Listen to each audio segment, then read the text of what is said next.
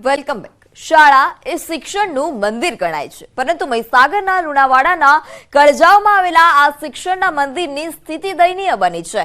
અહીંની સરકારી પ્રાથમિક શાળામાં ક્યાંક પોપડા પડી રહ્યા છે, તો ક્યાંક દિવાલોમાં મોટી તિરાડો પડી છે।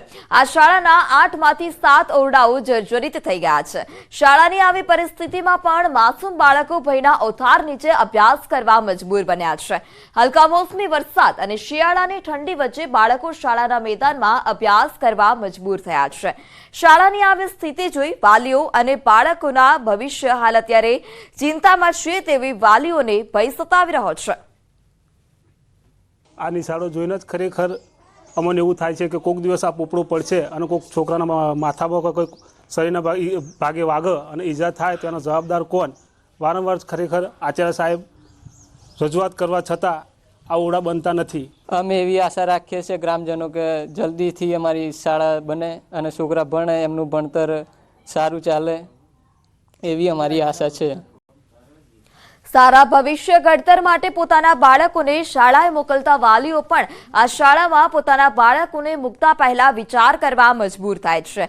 આ શાળામાં 200થી વધારે વિદ્યાર્થીઓ અભ્યાસ કરે છે, તેવામાં ક્યાંક બાળકો મેદાનમાં અભ્યાસ કરી રહ્યા છે, તો ક્યાંય એક જ ઓરડામાં 2 થી 3 ધોરણના બાળકો એક સાથે બેસી અને અભ્યાસ કરી રહ્યા છે। 2018થી આ શાળાના 7 ઓરડા ડિસમેન્ટલ કરવામાં આવ્યા છે અને રજૂઆતો છતાં નવા ઓરડા ન બનતા શિક્ષકો પણ ત્રસ્ત થયા છે। બાળકોમાં ભણવાની ધગશ તો છે, પરંતુ જર્જરિત શાળા બાળકો માટે જોખમરૂપ છે। 5 વર્ષ ઉપરથી બધું ચાલી રહ્યું છે। પહેલા થોડાક રૂમ સારા હતા, જેમ જેમ વર્ષો જાય છે એમ ઓરડા વધારે ડિસમેન્ટલ થતા જાય છે। 2018ના વર્ષથી આ શાળાના 6 ઓરડા ડિસમેન્ટલ કરવામાં આવેલા છે અને એ બધા જ ઓરડા ડિસમેન્ટલ કરીને જર્જરિત થયેલા છે।